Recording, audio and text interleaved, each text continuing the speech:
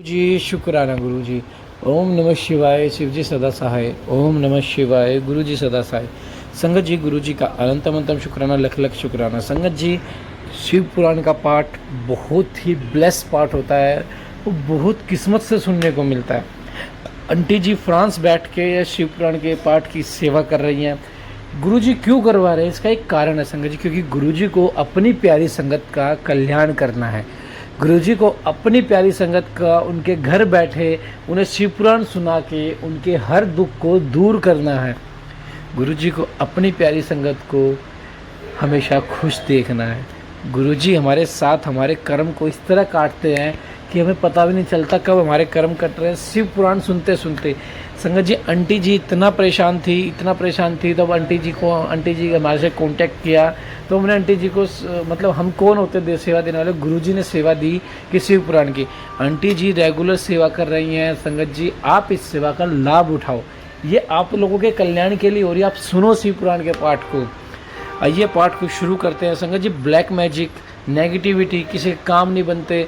आप देखना शिव पुराण को जैसे जैसे आप सुनना शुरू करना, कुछ दिन होंगे देखना आपको धीरे धीरे कैसे आपके घर में पॉजिटिव वातावरण बनता चला जाएगा। तो संगत जी बस मैं आपको यही कहूँगा, गुरु जी विश्वास रखो। गुरु जी चमत्कार बहुत करते हैं। गुरु जी टेम्परेरी नहीं परमानेंट देते हैं। आइए पाठ शुरू करते हैं। जय गुरु जी।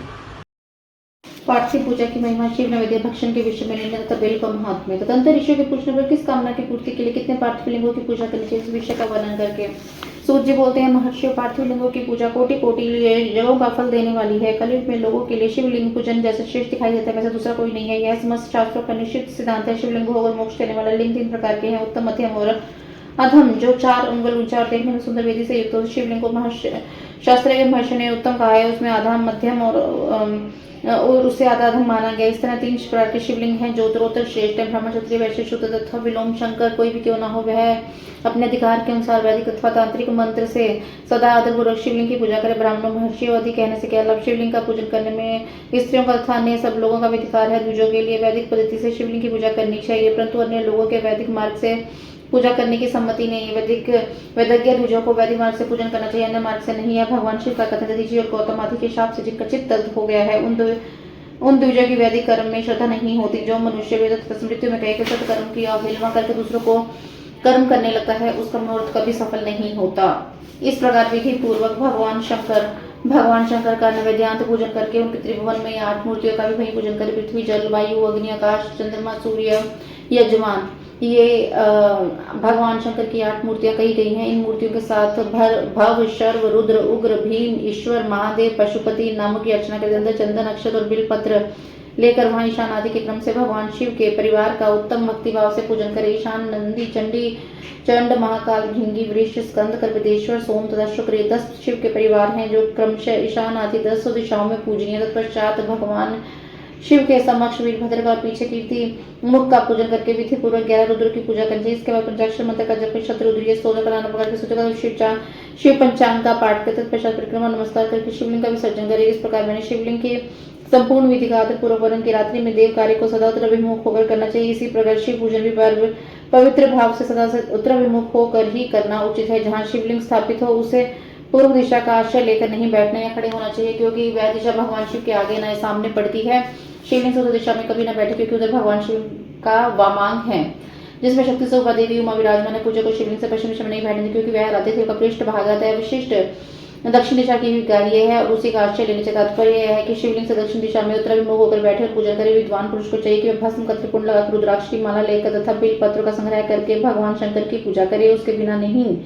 मुनिवरों, शिव पूजन आरंभ करते समय यदि भस्म न मिले तो मिट्टी से भी ललाट में त्रिपुंड धारण कर लेना चाहिए। ऋषि बोले, मुने, हमने पहले से यह बात सुन रखी कि भगवान शिव का नैवेद्य नहीं ग्रहण करना चाहिए। इस विषय में शास्त्र का निर्णय क्या है यह बताइए, साथ ही बिल का महत्व भी प्रकट कीजिए। सूर्य ने कहा, महर्षियों, मुनियों, आप शिव संबंधी व्रत का पालन करने वाले हैं, अतः आप सबको सच्चा धन्यवाद है। प्रसन्नता पूर्वक मैं सब बताता हूँ, आप सावधान होकर सुने। जो भगवान शिव का भक्त है, बाहर भीतर से पवित्र और शुद्ध है, उत्तम व्रत का पालन करने दृढ़ निश्चय से युक्त है, वह शिव नैवेद्य का ईश्वर भक्षण करे। भगवान शिव का नैवेद्य ग्रह इस भावना को मन से निकाल दे। शिव के नैवेद्य को देख लेने मात्र सारे पाप दूर भागते, उनको खा लेने पर करोड़ों पुण्य अपने भीतर आ जाते हैं। आए हुए शिव नैवेद्य को सिर झुकाकर प्रसन्नता के साथ ग्रहण करे और पतन करके शिव स्मरण उनका भक्षण करे। आए हुए शिव नैवेद्य को यह कहकर कि मैं दूसरे समय में ग्रहण करूंगा या लेने में विलंब करता है वह मनुष्य निश्चय पाप से बन जाता है। जिसने शिव की दीक्षा ली उस शिव भक्त के लिए शिव नैवेद्य अवश्य भक्षणीय ऐसा कहा जाता है। शिव की दीक्षा से युक्त शिव भक्त पुरुष के लिए सभी शिवलिंगों का नैवेद्य शुभ महाप्रसाद है, अतः वह उसका अवश्य भक्षण करे। परंतु जो अन्य देवताओं की दीक्षा से युक्त है और शिव भक्ति में मन को लगाए है उसके लिए शिव नैवेद्य भक्षण के विषय में क्या निर्णय है, इसे आप लोग प्रेम पूर्वक सुने। ब्राह्मणों,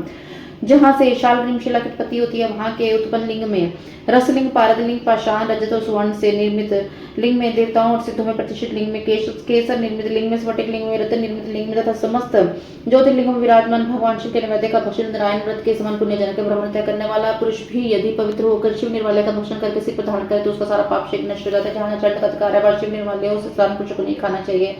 जहाँ चंड का अधिकार नहीं है वहाँ के शिव निर्वाल्य का सभी को भक्तिपूर्वक भोजन करना चाहिए। पान लिंग नर्मदेश्वर लोह निर्मित धातु में स्वर्णाधि सिद्ध लिंग उपासना से किसी सिद्धि प्राप्त की है अथवा जो सिद्ध द्वारा स्थापित है वे लिंग स्वयं इस लिंगों में शिव की प्रतिमाओं मूर्तियों में चंड का अधिकार नहीं है। जो मनुष्य शिवलिंग को विधि पूर्वक स्नान करके स्नान का जल का 3 बार अर्पण करता है उसे कायिक, वाचिक और मानसिक तीनों प्रकार के पाप शीघ्र नष्ट हो जाते हैं। जो शिव नैवेद्य पुष्प, पत्र, फल, जल और अग्रेय है वह सब के शालग्राम शिला में स्पर्श मात्र से पवित्र ग्रहण के योग्य हो जाता है। मुनीश्वर शिवलिंग के ऊपर चढ़ा हुआ जो द्रव्य वह अग्राह्य है। जो वस्तु लिंग स्पर्श से रहित है अर्थात जिस वस्तु को अलग रखकर शिव को निवेदित किया गया लिंग के ऊपर नहीं चला जाता वह अत्यंत पवित्र जाना चाहिए। मुनिवरों, इस प्रकार नैवेद्य के विषय में शास्त्र का निर्णय बताया गया है। अब तुम लोग सावधान होकर आदरपूर्वक बिल का महात्म्य सुनो। यह बिल वृक्ष महादेव का रूप है। देवताओं ने इसकी स्तुति की है। फिर जैसे जैसे किस तरह से महिमा कैसे की जा सकती है। तीनों लोकों में जितने पुण्य तीर्थ प्रसिद्ध है वे संपूर्ण तीर्थ बिल के मूल भाग में निवास करते हैं।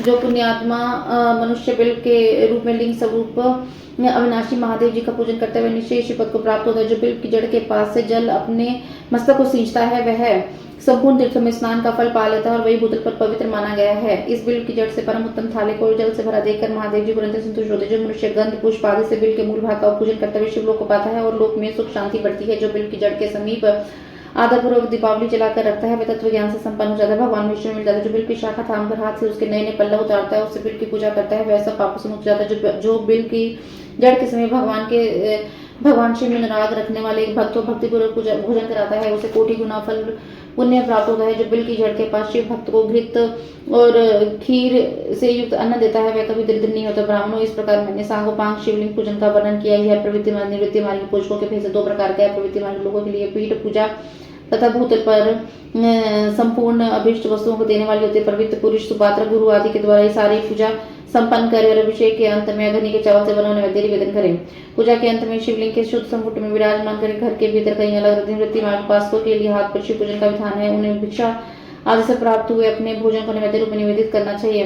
निवृत्त पुरुषों के लिए सूक्ष्म लिंग ही श्रेष्ठ बताया गया है। वे विभूति से पूजन की और विभूति को नैवेद्य रूप से निवेदित करें। पूजा करके उस लिंग को सदा अपने मस्तक पर धारण करें।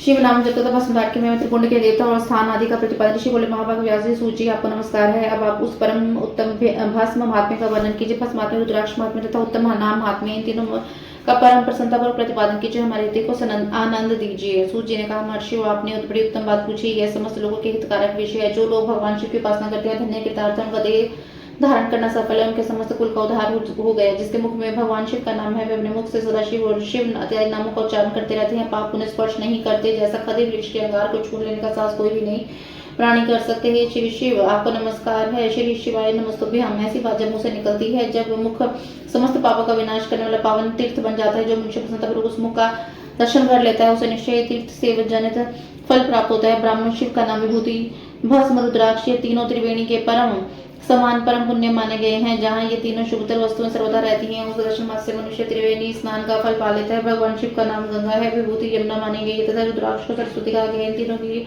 संयुक्त त्रिवेणी समस्त पापों का नाश करने वाले श्रेष्ठ ब्राह्मण इन तीनों की महिमा को सद सुदर्शन भगवान महेश्वर के बिना दूसरा कौन भली भांति जानता है। इस ब्रह्मांड में जो कुछ है वह सब तो केवल महेश्वर ही जानते हैं। विप्रगण, मैं अपनी श्रद्धा भक्ति के अनुसार संक्षिप्त से भवनामों की महिमा का कुछ वर्णन करता हूँ। तुम सब लोग प्रेम पूर्वक सुनो। उनमें वह नाम महात्म्य समस्त पापों को हर लेने वाला सर्वोत्तम साधन है। शिव इस नाम रूपी दमन से महान पातक रूपी पर्वत अनाया से भस्म हो जाता है। सत्य सत्य इसमें संशय है। शौनक पाप मूलक जो नाना प्रकार के दुर्ग एकमात्र शिव नाम से नष्ट होने वाले दूसरे साधनों में संपूर्ण कीर्तन की करने पर भी तुरंत नष्ट नहीं होते। जो मनुष्य भूतल पर सदा भगवान शिव के नामों जप में लगा रहता है वह वेदों का ज्ञाता है, पुण्यात्मा है, वह धन्यवाद का पात्र है, विद्वान माना गया है। मुने जिनका शिव नाम जप में विश्वास है उनके द्वारा आचरित नाना प्रकार के धर्म तत्काल फल देने के लिए उत्सुक हो जाते हैं। महर्षि भगवान शिव के नाम से जितने पाप नष्ट हो जाते हैं उतने पाप मनुष्य भूतल पर नहीं कर सकते। जो शिव नाम रूपी नौका पर हो संसार रूपी समुद्र को पार करते हैं उनके जन्म मरण संसार के मूलभूत वे सारे पाप नष्ट हो जाते हैं। महामुनि शिव के मूलभूत पातक रूपी पादपों का शिव नाम रूपी कुठार से निश्चय नाश हो जाता है। जो पाप रूपी दबनल से पीड़ित हैं उन्हें शिव नाम रूपी अमृत का पान करना चाहिए। पापों के दबनल से दग्ध होने वाले लोगों को उस शिव नाम अमृत के बिना शांति नहीं मिल सकती। जो शिव नाम रूपी सुधा की विष्ट जनित धारा में गोते लगाते हैं वे संसार रूपी दवनल के बीच में खड़े होकर भी कदापि शोक के भागी नहीं होते। जिन महात्माओं के मन में शिव नाम के प्रति भक्ति भारी है ऐसे लोगों की साथ साथ श्रद्धा मुक्ति होती है। मुनीश्वर जिनके अनेक जन्म तक तपस्या की है उसी के शिव नाम में भक्ति होती है। जो समस्त पापों का नाश करने वाली जिनके मन में भगवान शिव के नाम के प्रति कभी खंडित न होने वाली साधारण भक्ति प्रकट हुई है उसी के मोक्ष सुलभ है, यह मेरा मत है। जो अनेक पाप करके भगवान शिव के नाम जब में पूर्वक लग गया वह समस्त पाप से मुक्त हो जाता है, इसमें संशय नहीं है। जब वन में दवानल से दग्ध हुए वृक्ष भस्म हो जाते हैं उसी प्रकार शिव नाम रूपी दवानल से दग्ध होकर समय तक के सारे पाप नष्ट हो जाते हैं। शौनक जिसके अंग नित्य भस्म लगाने से पवित्र हो गए हैं, जो शिव नाम जप का आदर करने लगा वह घोर संसार सागर को भी पार कर लेता है। संपूर्ण वेदों का अवलोकन करने वाले पूर्ववर्ती महर्षि ने निश्चित किया कि भगवान शिव के नाम का जप संसार सागर को पार करने सर्वोत्तम उपाय मुनिवरों अधिक कहने से क्या लाभ। मैं शिव नाम के सर्व पापरी महात्मा का एक ही श्लोक में वर्णन करता हूँ। भगवान शंकर के नाम से पाप करने की जितनी शक्ति है उसका पातक मनुष्य कभी भी नहीं कर सकता।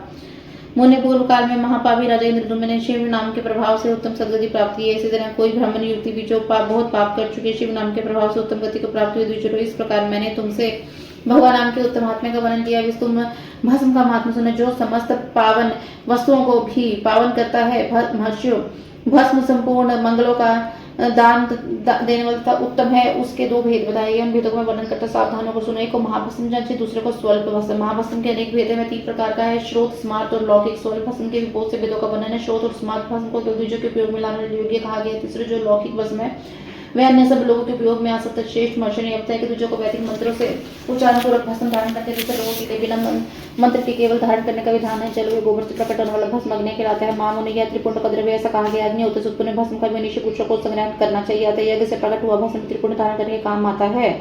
जवालोपनिषद में आए हुए अग्नि इत्यादि 7 मंत्र जल मिश्रित भस्म से धूलन करना चाहिए। महर्षि जवाली सभी वर्ण और आश्रमों के लिए मंत्र से बिना मंत्र के आधार पूर्वक भस्म त्रिपुंड लगाने की आवश्यकता बताई कि समस्त अंगों में सजल भस्म को मलना अथवा विभिन्न अंगों में तिरछा त्रिपुंड लगाना इन कार्य को मोक्षार्थी पुरुष प्रमोद से न छोड़े ऐसी श्रुति का आदेश है। भगवान शिव और विष्णु ने भी तिरक त्रिपुंड किया है। अन्य देवी सहित भगवती उमा और लक्ष्मी देवी ने वाणी द्वारा की प्रशंसा की। ब्राह्मण क्षत्रियों वैश्य शूद्र वर्ण संघ जाति भ्रष्ट पुरुषों ने विदोलन त्रिपुंड के रूप में भस्म धारण किया है। इसके पश्चात भस्म त्रिपुंड की महिमा विधि बताकर सूर्य जी ने फिर कहा महर्षि इस प्रकार मैंने संक्षिप्त त्रिपुंड का महात्म्य बताया है। यह समस्त प्राणियों के लिए गोपनीय रहस्य आता है। तुम्हें भी इसे गुप्त रखना चाहिए। मुनिवर और ललाट आदि सभी निर्दिष्ट स्थानों में जो भस्म में 3 तिरछी रेखाएं बनाई जाती हैं उन्हीं को विद्वान त्रिपुंड कहा है। भुवों के मध्य भाग से लेकर जहां तक भुवों का अंत है उतना बड़ा त्रिपुंड ललाट में धारण करके मध्यमा और अनामिका उंगली से 2 रेखाएं खींचकर बीच में अंगूठे द्वारा अंगुष्ठ द्वारा प्रतिलोम भाव से की गई रेखा त्रिपुंड कहलाती है। अथवा बीच की 3 उंगलियों से भस्म लेकर इतर पूरा भक्ति भाव से ललाट में त्रिपुंड धारण कर त्रिपुंड अत्यंत उत्तम और भोग मोक्ष देने वाला। त्रिपुंड की 3 रेखाओं से प्रत्येक के 9 देवता हैं और सभी अंगों में स्थित हैं। मैं उनका परिचय सावधान होकर सुन। मुनिवर प्रणम का प्रथम अक्षराकार गृहपति अग्नि पृथ्वी धर्म रजोगुण ऋग्वेद क्रिया शक्ति प्रत्यय सवन तथा महादेवी त्रिपुंड की प्रथम रेखा के 9 देवता हैं। यह बात शिव दीक्षा प्राण पुरुषों को चेहरा समझ चाहिए। प्रणम का दूसरा अक्षर आकार दक्षिणाग्नि आकार सत्वगुण यजुर्वेद मंद्यादीन सवन इच्छा शक्ति अंतरात्मा महेश्वरी दूसरी रेखा के 9 देवता हैं। प्रणम का तीसरा अक्षर मकार अग्नि अग्नि परमात्मा तमगुण धूलो ज्ञान शक्ति सामवेद तृतीय संबंध था शिव। ये तीसरी रेखा के 9 देवता इस प्रकार स्थान देवताओं को उत्तम भक्ति भाव से नित्य नमस्कार करके स्नान आदि शुद्ध हुआ। पुरुष यदि त्रिपुंड धारण करे तो भोग मोक्ष प्राप्त होते। मुनीश्वर जो संपूर्ण गम्य स्थान देवता बताए गए हैं तब उनके संबंधी स्थान बताता हूँ। भक्ति 32 16 8 और 5 स्थानों में त्रिपुंड का न्यास करे। मस्तक ललाट दोनों कान दोनों नेत्र दोनों नासिका मुख कंठ दोनों हाथ दोनों कोहनी दोनों कलाई हृदय दोनों पश्चर्भाग नाभि दोनों अंडकोश दोनों अरु दोनों गुल्फ दोनों घुटने दोनों पिंडी दोनों पैर। ये 32 उत्तम स्थान है। इनमें क्रमशः अग्नि जल पृथ्वी वायु दिक् प्रदेश 10 दिक्पाल 8 वसुओं का निवास है। ध्रुव सोम आप अनिल अनल प्रत्युष प्रभास ये 8 वसु कहे गए। इन सब का नाम मात्र लेकर स्थानों में विद्वान को त्रिपुंड धारण करे अथवा एकादशी को 16 स्थान में त्रिपुंड धारण करे। मस्तक ललाट कंठ दोनों कंधे दोनों भुजाओं दोनों कोहनियों दोनों कलाई में हृदय में नाभि दोनों पसली पृष्ठ भाग में त्रिपुंड लगाकर वहां दोनों कुमारों का शिव शक्ति रुद्र ईश तथा नारद का वामा आदि 9 शक्तियों का पूजन करें। ये सब मिलकर 16 दैत्य अश्विनी कुमार 2 कहे गए नसत्य और 10 तथा मस्तक केश दोनों कान मुख दोनों भुजाएं हृदय नाभि दोनों उरु दोनों जांघ दोनों पैर पृष्ठ भाग इन 16 स्थानों में 16 त्रिपुंड का निवास करें। मस्तक में शिव केश में चंद्रमा दोनों कानों में रुद्र और ब्रह्मा मुख में विघ्नराज गणेश दोनों भुजाओं में विष्णु और लक्ष्मी हृदय में शंभु नाभि में प्रजापति दोनों उरों में नाग और नाग कन्या से दोनों घुटनों में ऋषि कन्या दोनों पैर में समुद्र विशाल पृष्ठ भाग में समुद्र देवता रूप से विराजमान है। इस प्रकार 16 स्थानों का परिचय दिया गया। अब इस 8 स्थान बताए जाते हैं। वे स्थान लाट परम उत्तम कर्णयुगल दोनों कंधे हृदय और नाभि 8 स्थान है। ब्रह्मा सप्तऋषि 8 देवता तथा मुनीश्वर भस्म के स्थान को जानने वाले विद्वानों ने 8 स्थानों का परिचय दिया तथा मस्तक दोनों भुजाएं हृदय नाभि 5 स्थान को भस्म पुरुष ने भस्म योग्य के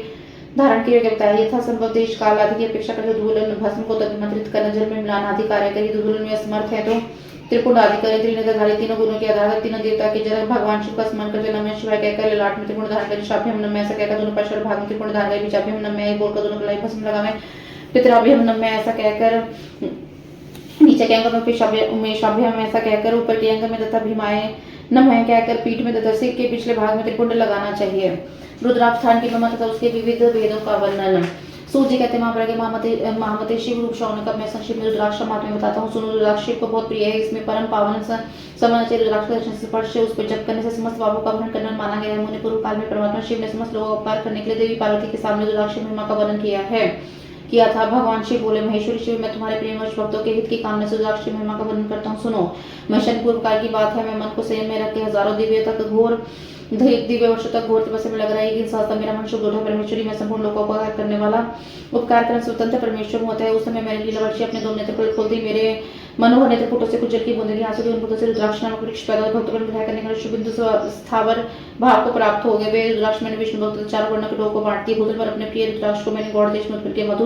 मथुरा अयोध्या लंका मलयाचल सहगिरी काशी तथा अन्य देशों में भी अंकुर उगाए हुए उत्तम रुद्राक्ष है। पाप समूह का भेदन करने से श्रुतियों के प्रेरक मेरे आगे से ब्राह्मण क्षत्रिय वैश्य शूद्र और जाति के भी भेद इस भूतल पर प्रकट हुए। रुद्राक्षों की जाति के शुभाक्ष भी हैं। ब्राह्मण जाति वाले रुद्राक्षों के वर्ण श्वेत रक्त पीत कृष्ण जानने चाहिए। मनुष्य को चाहिए कि वे क्रमशः वर्ण के अपनी जाति के रुद्राक्ष का धारण करें। भोग और मोक्ष की इच्छा रखने वाले 4 वर्णों के लोग और विशेषतः शिव भक्त शिव पार्वती की प्रसन्नता के रुद्राक्ष के फलों को अवश्य धारण करना चाहिए। आंवले के फल के बराबर जो रुद्राक्ष है वह श्रेष्ठ बताया गया है। जो बेर के फल के बराबर हो उसे मध्यम श्रेणी का है। जो चने के बराबर हो उसकी गणना निम्न कोटि में की गई है। अब इसकी उत्तमता को परखने के लिए दूसरी उत्तम प्रक्रिया बताई जाती है। इसे बताने का उद्देश्य भक्तों की कामना। पार्वती तुम भली भांति प्रेम पूर्वक इस विषय को सुनो। महेश्वरी जो रुद्राक्ष बेर के फल के बराबर होता है वह उत्तर छोड़ होने पर लोक में उत्तम फल देने वाला सुख सौभाग्य की वृद्धि करने वाला होता है। जो रुद्राक्ष आंवले के फल के बराबर होता है वह समस्त अरिष्टों का विनाश करने वाला होता है। जो गुंजा फल के समान बहुत छोटा होता है वह संपूर्ण मनोरथ और फल की सिद्धि करने वाला है। रुद्राक्ष जैसे छोटा होता है वैसे वैसे अधिक फल देने वाला होता है। एक बड़े रुद्राक्ष के एक छोटे रुद्राक्ष को विद्वानों ने 10 गुना अधिक फल बताया है। पापों का नाश करना रुद्राक्ष धारण करना आवश्यक है। वह निश्चय संपूर्ण विष्ट मनोरथों का साधन है। अवश्य उसे धारण करना चाहिए। परमेश्वरी लोक में मंगल में रुद्राक्ष ऐसे फल देने वाला देखा गया है जैसे फलदायिनी दूसरी कोई माला नहीं दिखाई देती। देवी समान आकार प्रकार वाले चिकने मजबूत स्थूल कंठक युक्त उभरे हुए दानों वाले रुद्राक्ष सुंदर रुद्राक्ष पदार्थों के दाता तथा सदैव भोग और मोक्ष देने वाली हैं। जिसे कीड़ों ने दूषित कर दिया। जो टूटा फूटा हो जितने उभरे दाने ना हो और वर्ण युक्त हो वह पूरा गोल ना हो। इन 5 प्रकार के रुद्राक्षों को त्याग देना चाहिए। जिस रुद्राक्ष में अपने ही आप डोरा पिरोने के योग्य छिद्र हो वही उत्तम माना गया है। जिसमें मनुष्य के प्रथम से छेद किए वह मध्यम श्रेणी का होता है। रुद्राक्ष धारण बड़े बड़े पाथरों का नाश करता है। इस जगत में 1100 रुद्राक्ष धारण करके मनुष्य जिस फल को पाता है उसका वर्णन सैकड़ों वर्षों में भी नहीं किया जा सकता। भक्तिमान पुरुष 550 रुद्राक्ष के दानों का मुकुट बना ले उसे प्रदान कर 360 दानों को लंबे सूत्र पिरोकर एक हार बना ले। वैसे वैसे 3 हार बनाकर भक्तिपरायण पुरुष उसका जगत धारण करे और उसे यथास्थान धारण किए रहे। इसके बाद के संग में कितने रुद्राक्ष धारण करना चाहिए यह बताकर सूची बोले महर्षियों। सिर पर ईशान मंत्र से, कान में तत्पुरुष मंत्र से, गले और हृदय में अघोर मंत्र से रुद्राक्ष धारण करना चाहिए। विद्वान पुरुष दोनों हाथों में अघोर बीज मंत्र से रुद्राक्ष धारण करे। उधर पर वामदेव मंत्र से 15 रुद्राक्ष और बुद्धि माला धारण करे। अथवा अंगों सहित प्रणव का 5 बार जपकर रुद्राक्ष की 3, 5, 7 मालाएं धारण करे और मूल मंत्र से समस्त रुद्राक्ष को धारण करे। रुद्राक्षधारी पुरुष अपने खान पान में मदिरा, मांस, लहसुन, प्याज, सहीजन, लसोड़ा आदि को त्याग दे। गिरिराज नंदिनियों में श्वेत रुद्राक्ष केवल ब्राह्मणों को धारण करना चाहिए। गहरे लाल रंग का रुद्राक्ष क्षत्रियों के लिए हितकर बताया गया। वैश्यों के लिए प्रतिदिन बारंबार पीले रुद्राक्ष को धारण करना चाहिए। शूद्रों को काले रंग का रुद्राक्ष धारण करना चाहिए। विधोक्त का मार्ग ब्रह्मचारी वानप्रस्थ गृहस्थ और सन्यासी सबको नियम पूर्वक रुद्राक्ष धारण करना उचित है। इसे धारण करने का सौभाग्य बड़े पुण्य से प्राप्त होता है। उनमें पहले अम्ल के बराबर फिर दूसरे रुद्राक्ष धारण करें। जो रोगी हो, जिसमें दाने ना हो, जिन्हें कीड़ों ने खा लिया, जिन्हें पिरोने योग्य छेद ना हो, ऐसे रुद्राक्ष मंगलाकांक्षी पुरुषों को धारण नहीं करने चाहिए। रुद्राक्ष मेरा मंगल में दिन विग्रह के अंतर्गत चने के बराबर लघुतर है।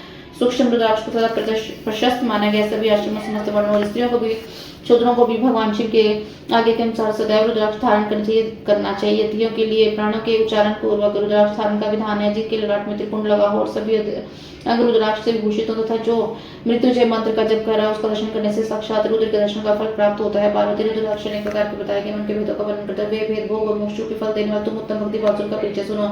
एक मुख पर रुद्राक्ष साक्षात शिव का स्वरूप है। वह भोग और मोक्ष रूपी फल प्रदान करता है। जहाँ रुद्राक्ष की पूजा होती है, वहां से लक्ष्मी दूर नहीं जाती। उस स्थान के सारे उपद्रव नष्ट हो जाते हैं। हमारे लोगों की संपूर्ण मनोकामनाएं पूरी होती हैं। जो दो मुख वाला रुद्राक्ष देवी देवेश्वर कहा गया है, वह संपूर्ण कामना और फलों को देने वाला। तीन मुख वाला रुद्राक्ष सदा साक्षात साधन का फल देने वाला है। उसके प्रभाव से सारी विद्याएं प्रतिष्ठित होती हैं। चार मुख वाला रुद्राक्ष साक्षात ब्रह्मा का स्वरूप है। वह दर्शन और स्पर्श से शीघ्र धर्म अर्थ काम और मोक्ष इन चारों पुरुषार्थों को देने वाले। पांच मुख वाला रुद्राक्ष साक्षात कालाग्नि रुद्र रूप है। जब सब कुछ करने में समर्थ है, सबको मुक्ति देने वाला, संपूर्ण मनोवांछित फल प्रदान करने वाला था। पंचमुख रुद्राक्ष समस्त पापों को दूर करते। छह मुख वाला रुद्राक्ष कार्तिकेय का स्वरूप है। यही दाहिने बाएं में उसे धारण किया जाए तो धारण करने वाले ब्रह्म हत्या आदि पापों से मुक्त हो जाते हैं। इसमें संशय नहीं है। महेश्वरी सात मुख रुद्राक्ष अनंग स्वरूप है। अनंग नाम से प्रसिद्ध देवेशी को धारण करने से दिव्येश्वरशाली हो जाता है। आठ मुख रुद्राक्ष अष्टमूर्ति भैरव रूप को धारण करने से मनुष्य पूर्ण आयु होता है और मृत्यु के पश्चात